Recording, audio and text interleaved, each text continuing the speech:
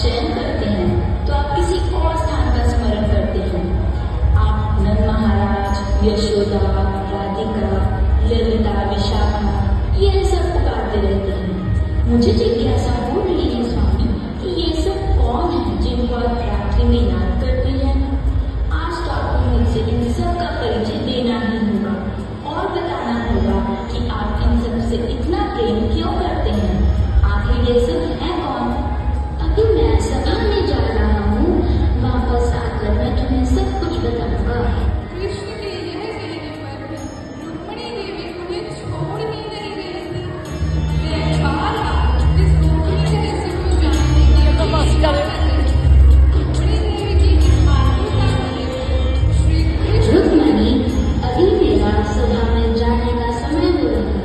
अगर तुम्हें यह सब बातें जाननी है तो तुम रोहिणी माता के पास जा सकती हो। रोहिणी माता को सब पता है, तुम उनसे जिज्ञासा करो, वह तुम्हें सब कुछ बता सकते हैं। कृष्ण की यह बात को मानते हुए रुक्मिणी देवी अन्य सब रानियों के साथ रोहिणी माता के पास इस रहस्यमय कथा को सुनने पहुंच जाती है और एक कमरे में रोहिणी माता को आसन प्रदान करती है। स्वयं उनके पास हीरावन पर बैठ हे माता, हमारे स्वामी प्राण श्री कृष्ण हर राज्य को निद्रा में किसका स्मरण करते हैं। हम उनकी इतनी सेवा करते हैं, हमेशा उनके साथ रहते हैं, परंतु कभी राज्य में उनके मुख से हमारा नाम नहीं सुना।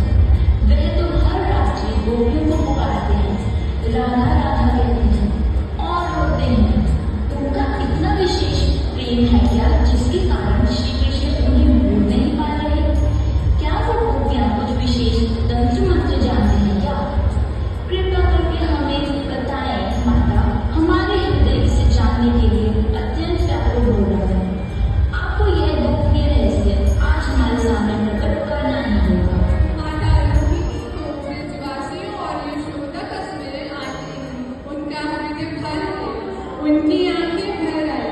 थोड़े समय बाद वह अपने भावों को रोककर श्री कृष्ण की वृंदावन की लीलाओं का वर्णन करने लगी। परंतु उन्होंने रानियों को एक चीज के लिए चौकट डाली। प्रिय रानियों, मैं तुम्हें कृष्ण बलराम की वृंदावन लीला के बारे में अवश्य बताऊंगी, परंतु गलती से भी यह लीलाएं कृष्ण बलराम के कानों तक नहीं जानी चाहिए, क्योंकि अगर कृष्ण बलराम ने वृंदावन की लीलाओं के बारे में सुन लिया तो वे अत्यंत भावविभोर हो जाएंगे।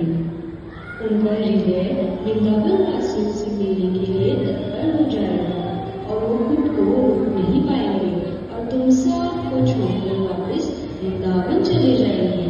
तो हमें इस चीज का ध्यान रखना होगा कि कृष्ण बलराम इस कमरे में न आ पाए।